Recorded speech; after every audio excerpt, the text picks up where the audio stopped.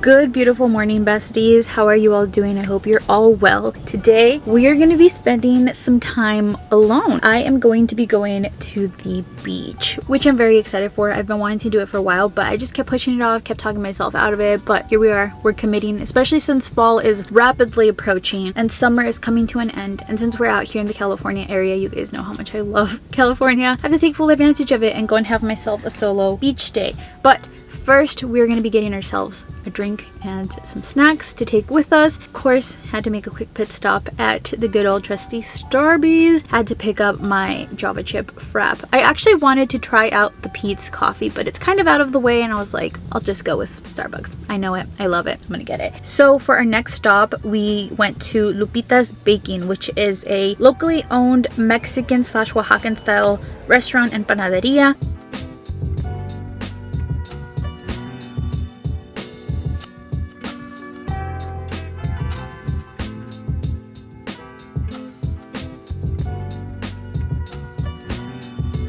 Okay, besties, we have officially we have officially made it to the beach.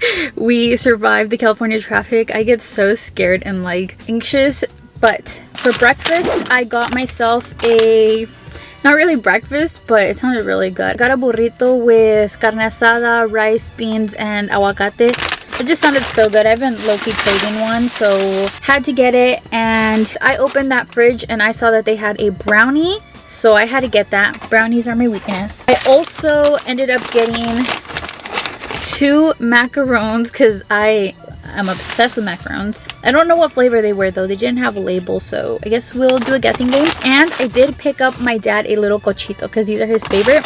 Saw they had one. I was like, okay, gotta get it for him. Now I'm gonna get off and go to the beach.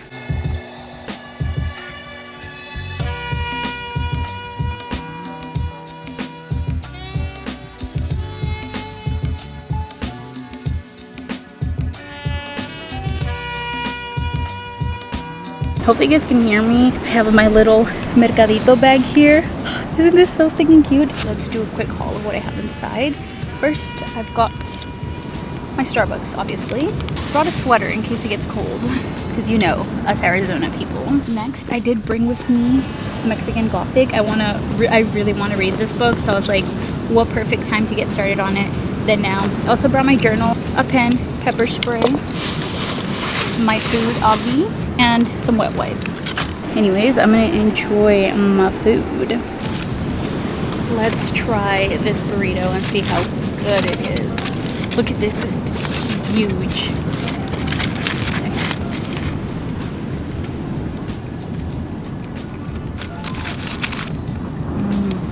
Okay, that is good.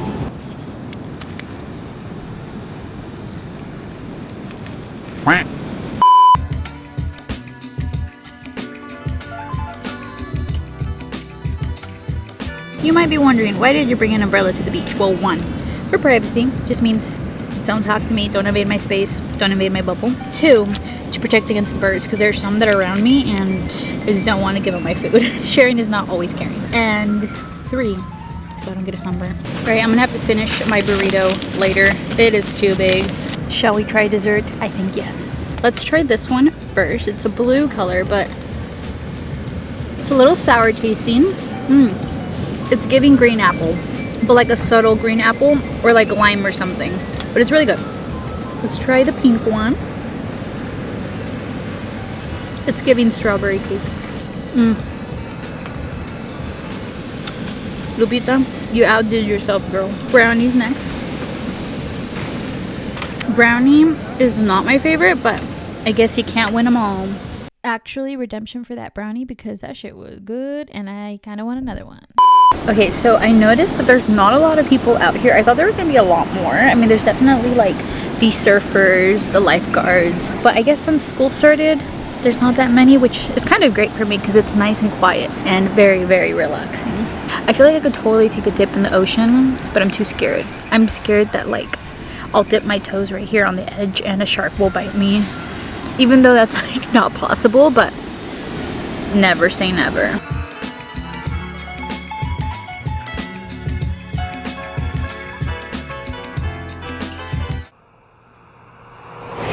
I've just been sitting here going through my Instagram story and writing some things down because I posted a story asking you guys to submit any sort of questions or maybe pieces of advice that you guys would like to hear regarding specifically, you know, being independent, spending time alone, feeling lonely when you're spending time alone. And you guys submitted quite a bit of stuff, and then some of you guys did also enter some off-topic questions, which I think can be their own separate video, so thank you for submitting those. I won't be answering them in this video, but I will get around to them. But now that we are back, I want to attend to my goals, which is to obviously, you know, be consistent with working out and all of that. So let's head over to the kitchen. Well, aren't you coming? Come on.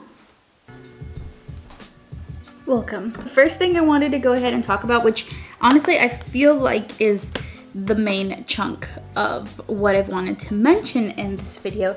It's basically how to feel confident / comfortable being alone out in public and learning how to not care about what other people think. Also, I'm completely out of my pre-workout and I didn't even have enough to take some, like a whole scoop today. All I have is literally this much, and I'm low-key thinking of dry scooping it. I've always wanted to try dry scooping, but I obviously don't want to take like a whole, you know, spoonful of it, and I'm scared. But okay, why am I actually scared? I don't know why I feel like I'm gonna choke.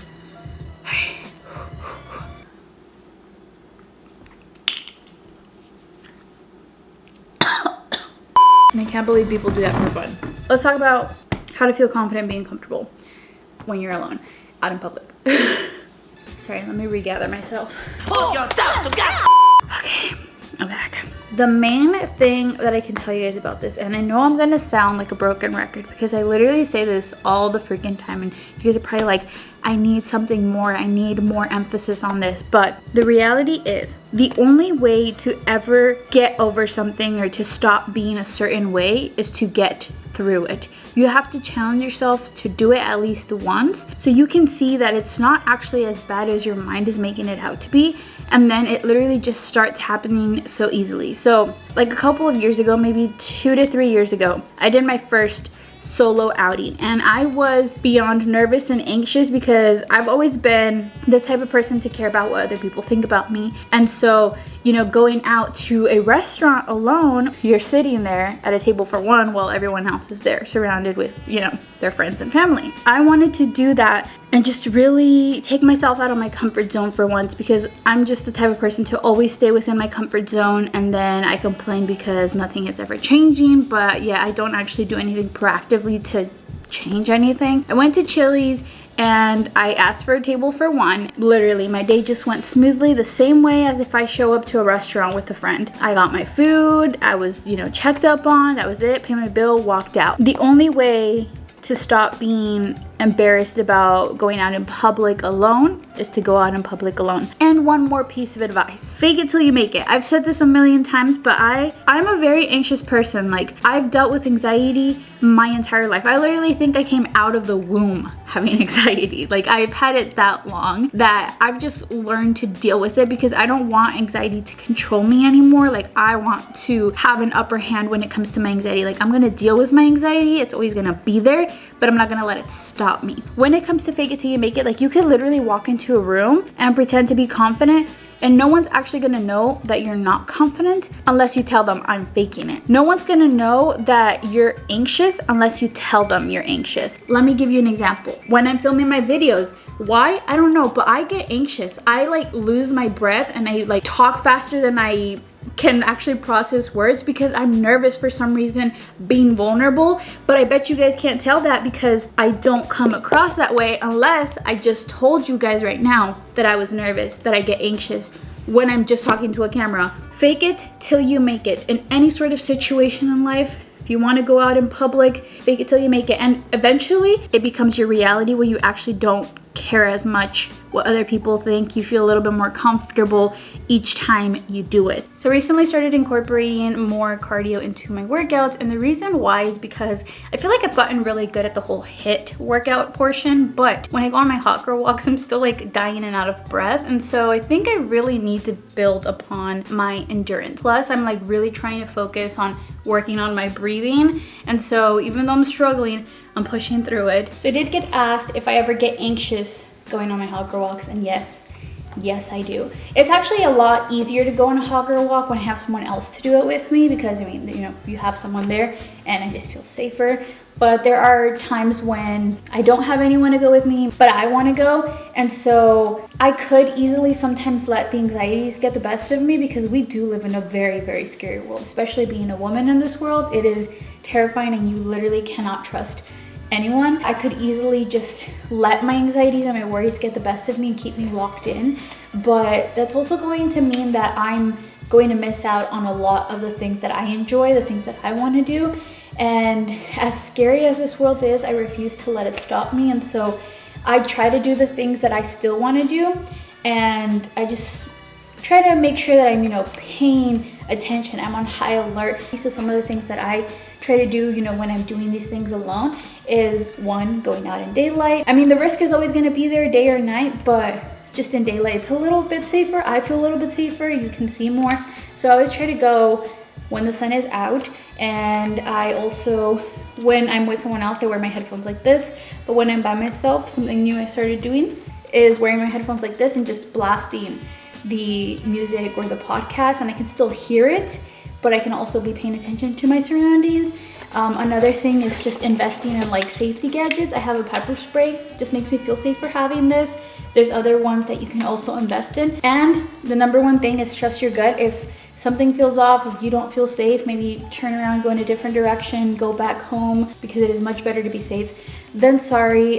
You can also, if you don't feel safe in your own neighborhood, maybe you could go to like a different place. You could try to check out like a public park where there's more people, you feel a little bit safer. So there's just a lot of things that you can do to, you know, still try to do the things that you enjoy, but trying to be as safe as you possibly can be. I just saw a giant rabbit, and I pulled up my camera too late, but it was massive. I think it was one of those like jackrabbits, because its ears were like up to here. Look, this is why I love walking. They're deer. This is the closest I've ever been to them. Hi. Hi.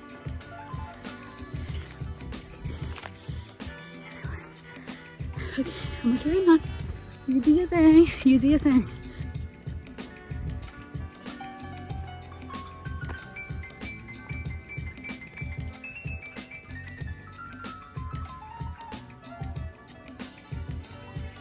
I completely forgot to turn on my watch, and I just remembered it when I was right outside. I'm gonna go take a shower.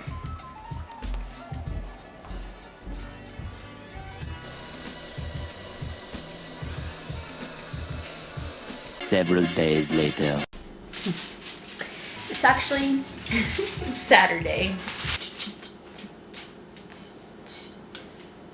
Don't question it. Anyways, while I'm cooking my waffles, I thought I'd answer the next question, which is, what do you do when you're feeling lonely? One thing that I personally feel like has really helped me, and it's not something I continue with a lot, but I find that this is something I do when I do feel very lonely or alone in my thoughts, and it's basically just writing out my thoughts. I think just the act of getting your thoughts out, it almost feels like you just emptied out your thoughts or your brain. You're processing your thoughts, and they're not just like sitting there on repeat. The other one is opening up to people that you know and trust. I know that it is really hard. I mean, I struggle with this a lot, but it's something I've learned to do. I used to feel very alone, and I ended up realizing it was because no one actually knew the real me. And I was listening to a podcast the other day. I wrote it down because I thought it was very profound. So it was a podcast with Jay Shetty featuring Jenna Kutcher. And Jenna says, loneliness isn't just the act of being alone, it's feeling like people don't know the real you. And I was like, yes, 100%, yes, that is exactly what it is. And I realized that once I've started to allow myself to open up to other people, because now I start to feel understood. Being vulnerable in my videos, sometimes I post these things, I'm like, oh, no one's going to be able to relate to these. And then somewhere in the comments, someone relates to it. And I'm like, okay.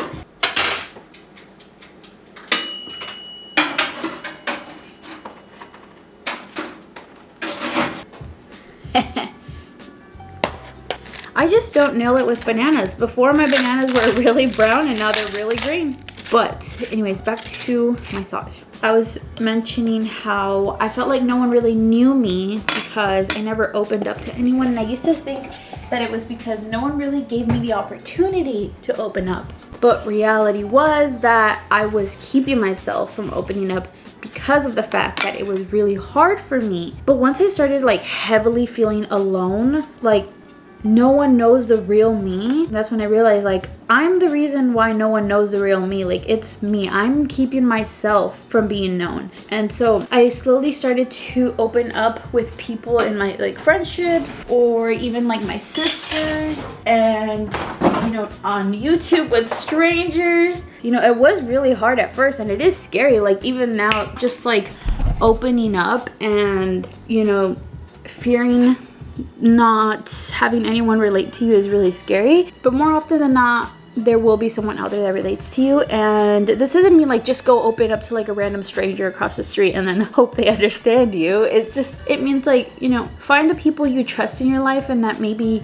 you want to get closer to them, and you want them to know who you really are. You want to be more yourself so that you can be genuine and authentic in your friendships. If I feel safe enough and okay enough to open up to other people, I will open up to other people, because it just feels good to talk to someone else and just have someone hear you out. And no one will know how to help you unless you tell them how to help you. So if you don't want advice, establish at the beginning, I'm not looking for advice, but I would like to just open up to you and just kind of get this off my chest. And your friends should respect that, and they should, you know, just hear you out. Or if you are looking for advice, just make it known, like, hey, you know, I kind of want some advice on this, and I was wondering if you could help me out with that. And then, you know, talk to them. You guys can help each other. They can share their perspective and all of that. But if you don't have anyone around, you don't really want to open up, this is something you just want to keep to yourself, try journaling. I promise it really does help, like just kind of getting that pen to paper, putting your thoughts out there, and then when you're done, closing it, and it almost feels like you emptied out your brain. It's great. Okay, so I'm actually all finished with my breakfast. I wanted to go ahead and answer the last question, which is, how do you deal with your own inner critic negative thoughts? And I've come to realize that your inner critic comes from exterior thoughts and words and people that have said things to you. It's never something that stemmed from within yourself. It's all in our head, and it's not actually us saying it. It feels like it's us because it's obviously like in our head, but all of these things are coming from exterior forces. And the one main thing that really helped me to heal my inner critic was healing my childhood trauma, because my inner critic personally stemmed from my childhood trauma. Okay, so the example I'm going to use is one that I've already talked about. It's just easiest for me. You guys have already heard it, and it's the color of my skin. I was bullied for it when I was little multiple times, and it just really made me hate the color of my skin. It made me hate the way that I looked, and, you know, etc. And me accepting that as my truth, just accepting defeat, that I will never be able to overcome this trauma, I'm never going to feel confident in my skin, I'm never going to love my skin color, is what kept me stuck in that trauma. I wasn't allowing myself to overcome it because I was accepting it as my truth and saying, this is what happened to me, this is what will always stay with me, and I'm never going to overcome it. I know that traumas are hard to overcome, but if you don't at least try to overcome them, you're never going to overcome them. And so it wasn't until I started hearing about inner child healing that I started to overcome my own trauma. And it took a lot of tries. Like, it wasn't just something where I was like, okay, I'm gonna heal my inner child, I'm done. It took so much time, so many like meditations of me going in like to my past traumas and asking for forgiveness, forgiving myself, because the kids that bullied me, I don't know them. I don't know them anymore. Like, they're not in my life. The first and last time I saw them was when they said something to me. It would be impossible for me to go back and ask them for forgiveness, because I don't know them. I don't know who they are. If you put a line of people in front of me and told me to pick out who were the people that bullied me when I was younger, I wouldn't know what to tell you. But even though I don't know these people, what they said to me made a lasting impression on me. And so that is what stayed with me for many years. And a lot of those thoughts would replay in my head whenever I was going to do something like maybe meet someone new. I always thought that my skin color was something that was going to keep them from being my friend. Whenever I was going to, try to make a YouTube video, I thought people would think, oh, she's ugly because of the color of her skin. That is how bad this trauma was for me. And it wasn't until I started going in and asking for forgiveness from myself, honestly, because again, I can't ask these people for forgiveness anymore, but I can ask myself for forgiveness for allowing myself to carry these thoughts for so long. I know it sounds like putting the blame on me when the blame wasn't on me, it was on other people, but there's no one to ask for forgiveness from but myself. And so I just did that. Instead of questioning it, instead of fighting it, I asked myself for forgiveness. And it might sound crazy. If you don't believe in meditation, it might sound crazy, but our mind is so powerful, and anything that you put your belief into, you will believe it. It will help you. And so I put my trust and my belief in that this meditation would help me get a step closer to healing myself, and it did. It really did help me. I was literally in my meditation crying because I was healing myself, and I allowed myself to try something to heal myself instead of just saying, oh, that meditation is not going to work. That's just a bunch of mumbo jumbo. I found that having those negative thoughts in my head always came from things that happened in my past. And so it made me feel very alone because I couldn't or wouldn't be able to reach out to other people who would maybe understand me.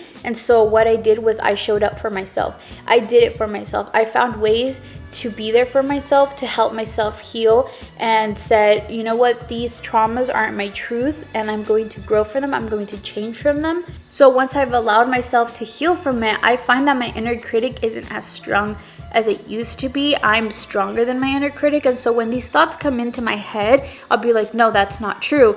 And I'm kind of having this internal argument with myself on the daily, because our inner critic, I feel like it's just always there. It's always going to try to make us feel bad. It's always going to try to make us worry, feel anxious, feel like less than, feel that imposter syndrome, because that's what our inner critic does. Like when I was at the beach, instead of just thinking about all of these things, letting my worries get the best of me, letting my inner critic take over, I was sitting at the beach and I was just manifesting. I was thinking about all of the things that I would like in my life. I was, giving myself affirmations. That's what I spend my time doing. I've changed my train of thought from letting my inner critic be my main dialogue in my head to it being words of affirmations, manifestations, all good things, because that's what I want to spend my time doing in my head. I don't want to be just constantly thinking about negative things. That doesn't mean negative things don't come into my thought process, but when they do, I shut them down. I say, this is not what I want, and then I just switch my train of thought into something good. And again, I have to mention that this is not something that you will just flip of a switch and your inner critic is gone. It's something you have to keep working on and keep showing up for yourself on, because if you just try it one time and it didn't work and then you're like, all right, this is it, I'm just completely helpless, nothing's ever going to change.